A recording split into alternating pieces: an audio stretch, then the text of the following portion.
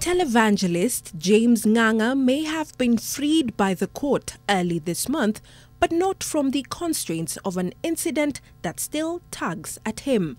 The state is challenging the High Court's decision to absolve him of the murder of Mercy Njeri in an appeal filed before Kiambu High Court Judge Christine Meoli. Most we have no objection to. State Counsel Catherine Moniki poked holes into the ruling by Limuru Chief Magistrate Godfrey Oduor, saying he erred in failing to find that the prosecution discharged its burden of proof by holding that prosecution had not adduced sufficient evidence, in failing to properly analyze the prosecution's evidence, in failing to comply with the provisions of Section 169 of Criminal Procedure Code, failing to make a finding on the second and third respondents in respect to different counts, in acquitting the first respondent, James Ng'ang'a, in holding that the prosecution's case was marred with contradictions, and holding that the evidence adduced by the state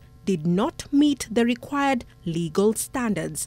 The state said it had been frustrated by the court's conduct since both the prosecution and defense made final submissions in October 2017. The ruling had been adjourned 6 times.